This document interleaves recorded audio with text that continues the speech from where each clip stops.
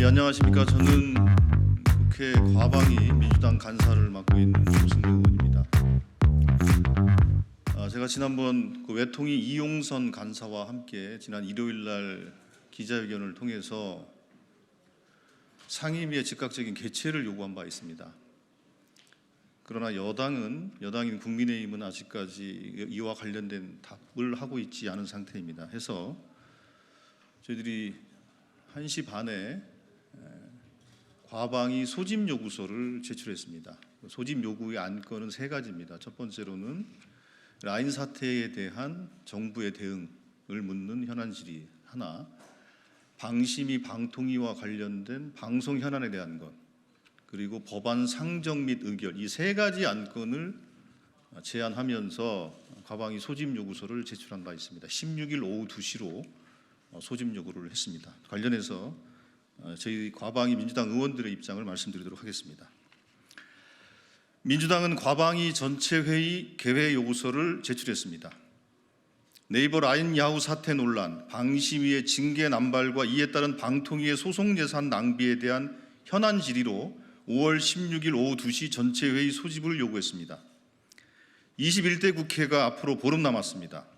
국회의원 임기는 끝나고 새로 시작하겠지만 세상은 멈추지 않고 현안은 현재 진행형입니다.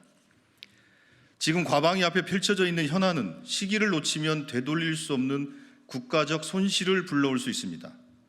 일본 측의 네이버 라인 강탈 논란과 우리 정부의 뒷북 대응, 방심위의 징계 남발을 통한 방송 탄압 논란과 이에 따른 방통위의 소송 예산 낭비 문제 같은 현안들을 국회에서 시급히 논의해야 합니다.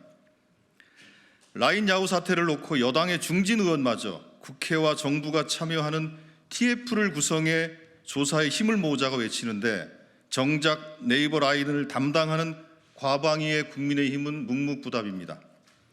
일본 정부가 행정지도를 통해 자본관계를 재검토하라며 우리 기업 네이버를 압박했지만 우리 정부는 지분 매각이라는 표현이 없다는 말장난으로 일본의 주장을 두둔했습니다.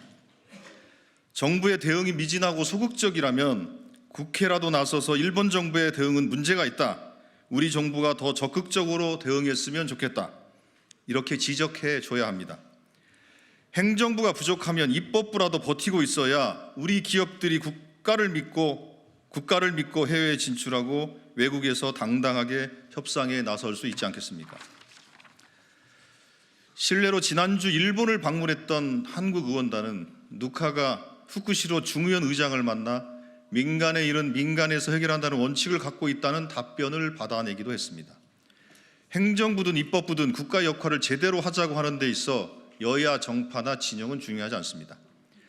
방송위의 방송사 입틀막 징계 남발도 좌시할 수 없는 현안입니다. 방심위가 심의권을 무기로 정권의 비판적인 보도에 법정 제재 결정을 계속 내리고 있지만 법원에서 잇따라 제동이 걸리고 있습니다. MBC를 상대로 7전 7패라고 합니다.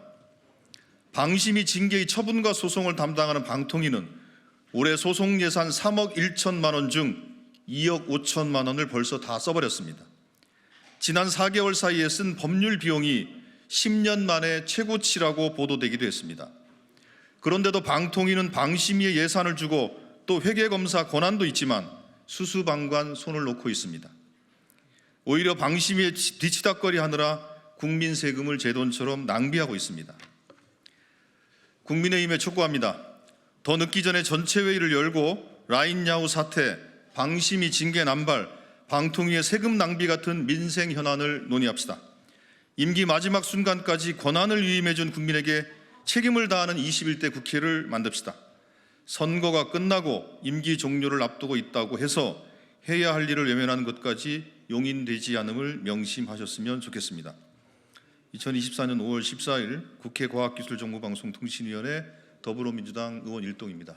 예, 감사합니다. 혹시 궁금하신 것이 있으면 밖에서 말씀드리도록 하겠습니다. 감사합니다. 부위원들, 과기정통부 장관, 방통위원장, 방심위원장 이렇게 출석 요구를 해 있는 상태이기 때문에 그분들을 상대로 해서 제가 사회를 보면서 현안 질의를 해도 된다. 네, 그렇게 말씀드리겠습니다. 그리고 지금 만약에 16일 날 그렇게 해서 회의가 성립되지 않는다 그러면 지금 21대 국회에서는 해결해야 될 법안들이 좀 있는데 그 법안을 처리하기 위해서 물리적으로는 법사위에 5일 전에 의결해서 보내야 됩니다. 물론 뭐 여야 간에 합의가 있으면 뭐 그걸 뛰어넘을 수 있긴 합니다만 28일 날 마지막 본회의를 좀 예정하고 있지 않습니까? 그리고 각 당의 워크숍이나 이러저러한 일정들을 고려했을 때 다음 주 월요일, 화요일인 20일, 21일까지는 적어도 회의를 열어서 상임위에서 처리를 해야 그 다음에 법사위 또 본회의에 올라갈 수 있을 것 같습니다. 그래서 16일 날 만약에 소집 요구에 응하지 않고 회의를 열어서 바로 산회해 버린다면 20일 혹은 21일 날 정해서 한 번 더 소집 요구를 할 생각입니다. 끝까지 저희들은 최선을 다할 것입니다.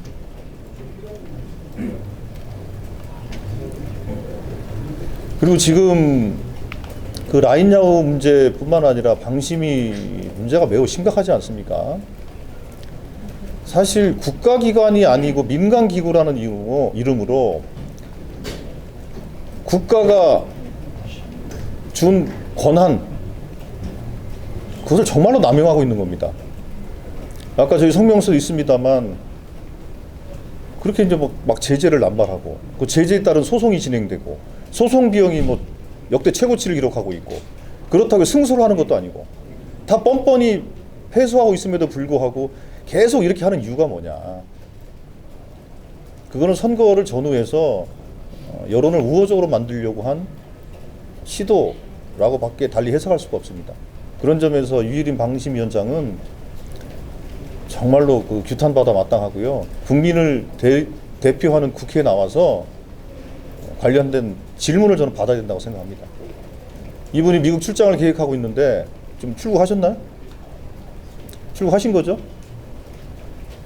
저 유일임 위원장 출국하셨나요? 유일임 위원장 출국했나요? 출국했죠? 예. 예. 유일임 위원장이 있을 곳은 미국 구글, 그것도 본사도 아니고 그 워싱턴에 지나가듯이 만나가지고 대화하는 게 아니고 미국 대사관이 아니고 유일임 위원장이 있어야 할 곳은 바로 이곳 국회입니다. 국회에서 떳떳하다면 왜 이런 방심위의 제재 결정이 내려졌는지에 대해서 국민들한테 소상하게 설명해야 합니다. 그 국민을 대표해서 대신해서 국회의원들의 질의에 대해서 성실하게 답변을 해야 합니다. 유일임 위원장이 있을 곳은 미국이 아닙니다. 예. 그래서 방심이라고 말씀하고 계시는데 선거방송심의위원회에 대해서는 예, 맞습니다. 예, 그 똑같은 맥락입니다. 예. 방심위와 선거방송심의 같은 맥락입니다. 그러면 선관위 위원장이었던 국선기 교수님 근데 그 부분은 그 상임위의 출석 대상으로는 되고 있지 못하기 때문에 출석을 시키려면 그것도 별도의 의결이나 이런 절차들이 필요하기 때문에 그거는 나중에 만약에 지금은 이렇게 넘어갈 수 있는지 모르겠지만 만약에 유일임 위원장이 7월 중으로 임기가 끝나지 않습니까? 그렇다 하더라도 국정조사든 국정감사든 이 모든 국회법이 정한 수단과 방법을 다 동원해서라도 유일임 위원장을 국회에 반드시 세울 겁니다. 마찬가지로 선거방송심의위원회 관계자들도 국회에 세울 것입니다. 증언대에 세워서 왜 그런 결정을 했는지에 대해서 분명하게 따져 물을 것입니다. 그리고 그에 따라서 책임을 물을 것입니다. 잠깐 여기를 눌러주세요. 구독과 좋아요를 눌러주시는 분들에게 건강과 행운 장수를 기원합니다.